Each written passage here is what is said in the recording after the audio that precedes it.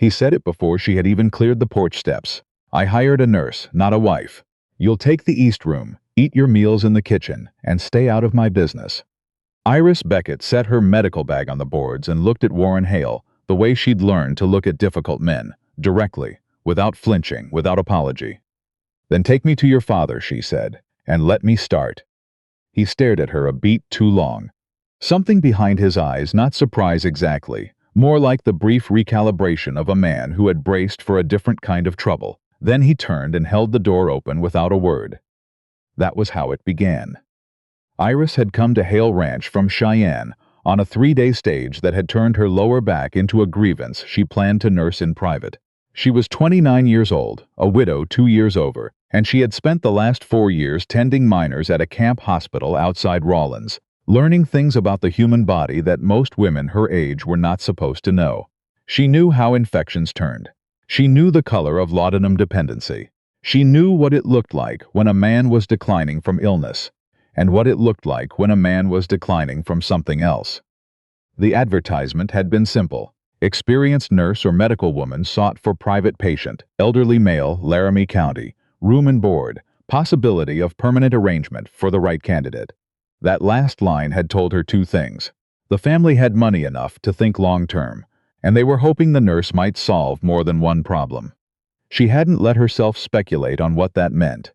She'd packed her bag, collected her letters of reference from Dr. Lund at the camp, and gotten on the stage. Warren Hale was taller than she'd expected, lean, somewhere in his early 40s, with dark hair going gray at the temples and hands that looked like they'd never spent a day unoccupied. He wore his silence the way some men wore their Sunday coats, deliberately, like armor. He led her through a house that was substantial and clean and had the specific emptiness of a place where something had gone missing and no one had figured out yet how to fill the space it left. Frank Hale was in the back bedroom. He was 68 years old and looked 80. He was sitting up when she came in. That much was good, but his eyes had a dullness that made her chest tighten in a professional way she didn't show on her face. She pulled a chair close, introduced herself, took his hand. His pulse was slow. His pupils were contracted even in the dim room. "Tell me what you've been taking for the pain," she said. "Victor handles all that," Frank said. His voice was thick, like speaking through water. "He mixes it up. Good boy, always been a good boy." She asked a few more questions, made note of the answers, and came out to find Warren waiting in the hall with his arms crossed. "Well," he said. "Who is Victor?" "My father's nephew. Manages the ranch accounts, handles suppliers. He's been here 3 years. And he's been managing your father's medication." "He's been helping," Warren said. The flatness in his voice had a small edge to it. "My father trusts him." "I'm sure he does," Iris said carefully. "I'd like to see what Victor has been giving him. Can you arrange that?" "Is there a problem?" She held his gaze. "I'd like to see the medication before I answer that question."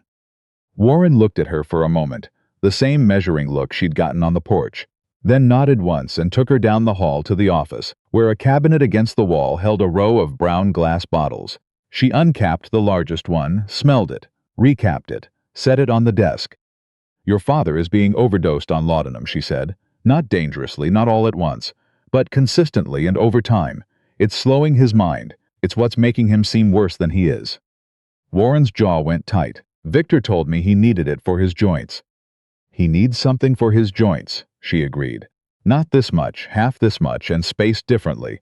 I can show you the correct dosage in any standard medical reference." She paused. "Is there a reason someone would want your father to seem less competent than he is?"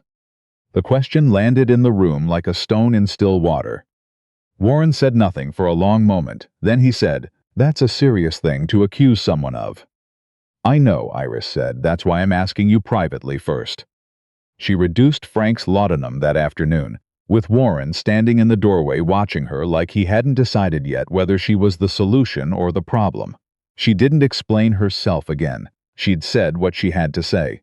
The medicine would do the rest of the talking. The cook, a woman named Dorothea who had been with the Hales for 20 years, and looked at Iris with the wariness of someone who had watched several promising situations fall apart, set supper on the table at 6 o'clock without ceremony. Warren came in from outside. Victor Hollis arrived at 6:15.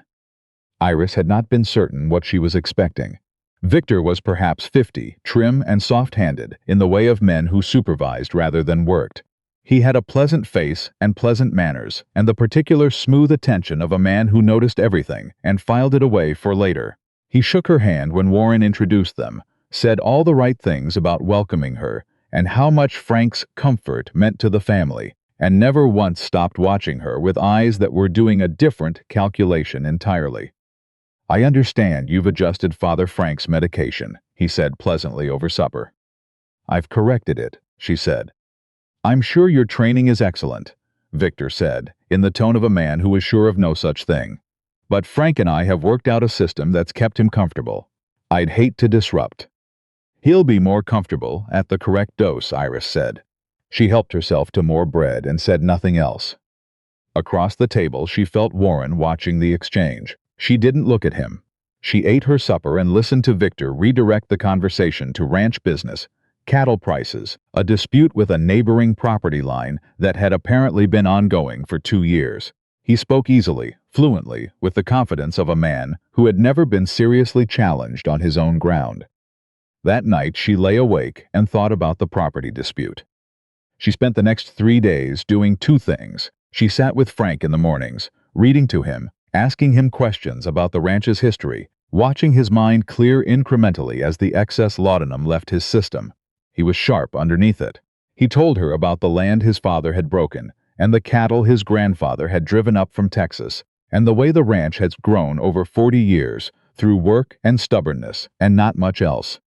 She spent her afternoons in the small room she'd been given, going through papers that Warren, reluctantly and after a significant pause, had let her carry from the office. Not all the papers. Victor kept the current accounts in a locked box he carried with him. But the older ledgers, 3 years back, 4 years back, were accessible.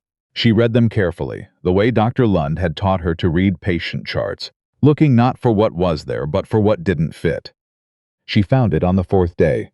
A notarized amendment to the original land deed, dated 14 months prior, naming Victor Hollis as joint holder of the mineral rights on the Eastern Ridge, pending Frank Hale's death or legal incapacitation. The amendment was signed in Frank's name. She read it 3 times. Then she put it on the table in front of her and looked at it for a long while. Frank didn't know. She was certain of that. She'd spent enough mornings with him to understand that he believed Victor managed the paperwork as a convenience. Not that Victor had written himself into the ownership of anything. And 14 months ago, Frank had been at the peak of what the overdose could do to a man's mind. Slow, confused, compliant. She went to find Warren. He was in the barn. She'd learned that was where he went when he needed to think, which meant he'd been doing a great deal of thinking in the last 4 days, because the barn was where she found him every evening after supper. "I need to show you something," she said.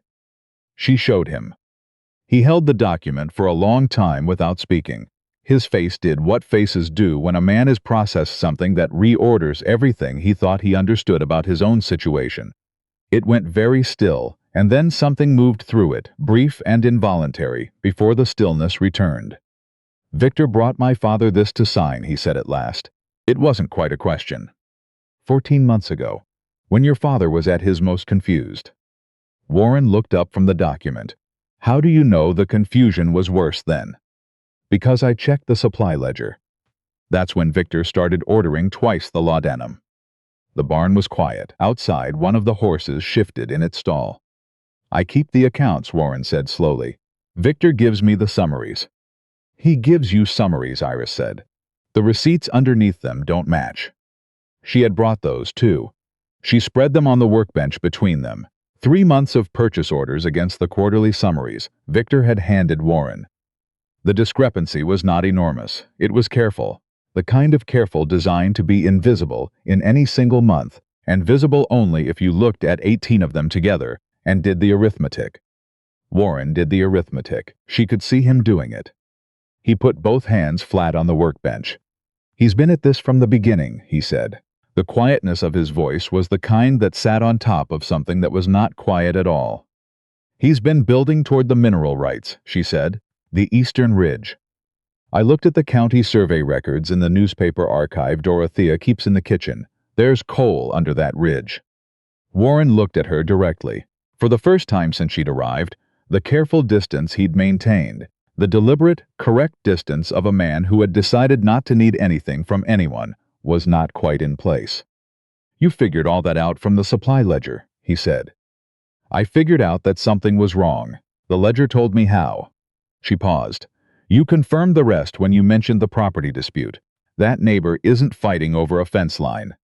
"No," Warren said. "He's not. A beat. Victor manufactured it to confuse anyone who asked why the mineral claim was changing hands." They stood on either side of the workbench with the evidence spread between them. The paper record of a plan that had been running for 3 years, careful and patient and almost invisible. "I owe you an apology," Warren said. "For what?" "The porch, the first day." "You were protecting your family," she said, "in the way you knew how." He looked at the receipts. "I've been protecting it wrong," he said. She hadn't planned for what came next, which was that Victor found out. He came to her room that evening, knocked, which was its own kind of message, too civil to be a threat, but present enough to be a warning. When she opened the door, he was standing in the hallway with his pleasant face arranged into its pleasantest expression, and his eyes doing something else entirely. "I think we should understand each other," he said. "Come in," she said. She left the door wide open. He glanced at the open door and stepped inside, and she watched him recalculate slightly when she didn't move to close it. "I don't know what you think you've found," he said, "but Frank and I had an arrangement he agreed to in full." "Then you can show me the witnesses present when he signed the deed amendment," she said, "and the attending physician who documented his mental competency at the time. Standard procedure for any legal instrument signed by an elderly patient under ongoing medication." Victor looked at her. "You'll also want to explain the laudanum quantities to the county medical board," she continued. "I've already drafted that letter. It goes tomorrow, regardless of how this conversation ends." He was very still. His pleasant face had stopped being pleasant. Something harder had replaced it, and she found she preferred it. At least now they were both being honest about what kind of conversation this was. "You're in over your head," he said quietly. "I spent 4 years in mining camps," she said. "I know exactly what it looks like when a man is trying to frighten someone out of asking the right questions." She held his gaze without moving. "Please leave my room." He left. She closed the door and sat on the edge of her bed and let her hands shake for a full minute. Then she stood up and went to find Warren. She told him everything. He listened without interrupting, and she watched something harden in him, not anger, something colder and more purposeful than anger. "He'll move fast now," Warren said. "Yes. I need to ride to the county seat tonight." "I'll come." "No." He looked at her. "I need you here with my father." She understood the logic. She also understood, in some quieter part of herself, that he was asking her to trust him, and that this was not something Warren Hale did easily or often, or perhaps at all until now. "Go," she said. He went. She stood in the kitchen doorway and listened to his horse leave the yard at a hard gallop. And then she went back inside and sat at the desk and started writing down everything she knew in the order she knew it, because documentation was what stood between a good case and a strong one, and Iris Beckett had not come this far to hand anyone a case that was merely good. He came back the following afternoon with a county land commissioner and a federal marshal who had ridden up from Cheyenne on urgent notice. Victor Hollis left Laramie County on a Thursday, following a hearing that went the way hearings go when the numbers are clear and the evidence is organized, and the person who organized it knows precisely what she is doing. The deed amendment was invalidated. The medication records were entered as evidence. The financial discrepancies were referred to the federal land office. Frank Hale wept once briefly when the marshal read the ruling. Then he straightened in his chair and said, in the voice of a man whose mind had been returning to him incrementally for 2 weeks, "I always knew something was wrong. I just couldn't hold the thought long enough to say it out loud." "It's held now," Warren told him. Frank looked at Iris. "It's held," he said. 2 weeks after the hearing, in the early evening when the light came off the Wyoming hills in long horizontal gold, Warren found Iris in the kitchen garden. She was staking the bean seedlings she'd started from seed in Frank's window box and transplanted the week before, her hands in the dirt, her sleeves rolled, working with the specific focus of a woman who found difficult things easier to think through when her hands were doing something useful. Warren stood at the garden fence for a moment before she looked up. "You don't have to do that," he said. "I know I don't," she said. He had been quieter since the hearing, and she had given him the room. The way she'd given him room for most of the past month, reading when he went to the barn, staying in the sitting room when he walked the fence line at dusk, letting the silences between them be productive rather than filled. She had learned that Warren Hale processed things by moving through them slowly, and that forcing it produced nothing useful. "I owe you more than an apology," he said. "You don't owe me anything," she said. "You came here for a nursing position," he said. "You ended up in the middle of my family's legal crisis." She looked up at him. The light caught the gray in his hair and the particular tired, honest expression that had taken her 2 weeks to recognize as his actual face, the one underneath the deliberate distance. "I agreed to the East Room and meals in the kitchen," she said. "That part you delivered." He almost smiled. It was the nearest he'd come to it since she'd arrived.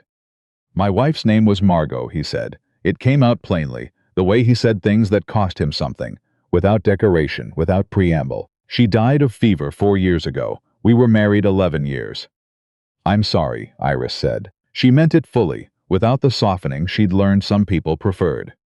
"I put this place back together after," he said. "The fences, the accounts, the cattle. I knew how to do those things. I didn't know how to." He stopped. "Started again. I stopped expecting anyone here." She looked at him steadily across the bean seedlings. "And then your father put out an advertisement," she said. "My father put out the advertisement," he said. "He told me afterward." A pause. "I think he knew something was wrong before he could name it. He sent for someone because it was the only way he had left to ask for help." "He's a perceptive man," Iris said. "He is," Warren agreed. He looked at her hands in the dirt, at the seedlings she'd started from nothing in a sick man's window box, at the methodical, unhurried care of someone who found worth in things that had been neglected and brought them back, regardless of whether anyone had asked her to. "Iris," he said. "Warren," she said. "Stay," he said. "Not I hope you'll consider, or any of the circling ways a man could approach a thing without landing on it. Just the word itself, plain and direct, which was his whole language and which she had spent 2 months learning to hear correctly." She sat back on her heels and looked at him. She had not come to Laramie County expecting anything beyond the work. She had learned the hard way that expectations were something you built when the ground was more certain than hers had been, and she'd kept herself light for years. One bag, one set of references, the next place that needed what she had to offer. She had not planned to learn Warren Hale's silences. She had not planned to learn which fence line he walked when something was weighing on him, or the exact pitch of his voice when he was being careful not to show that something mattered, or the way he still looked sometimes at the empty chair at the head of the table, not with longing anymore, but with the quiet acknowledgement of a man who had learned to carry what he couldn't put down. She had not planned any of it, but she had stayed long enough, and it had grown in the staying, the way things do when the soil is finally attended to. "I'll need better drainage in the east bed," she said. "The water is sitting wrong." Something in his face moved. Not quite a smile, but the clear intention of one. Something that had been deciding whether to arrive and had apparently reached its conclusion. "I'll fix it tomorrow," he said. "Tonight," she said. "It's not dark yet." He opened the garden gate. He came in and crouched beside the far bed without being asked, and they worked together in the long Wyoming evening, the light going gold, and then amber, and then the soft gray that comes just before the first stars. 2 people building something side by side without ceremony, and without needing to call it by its name before it was ready.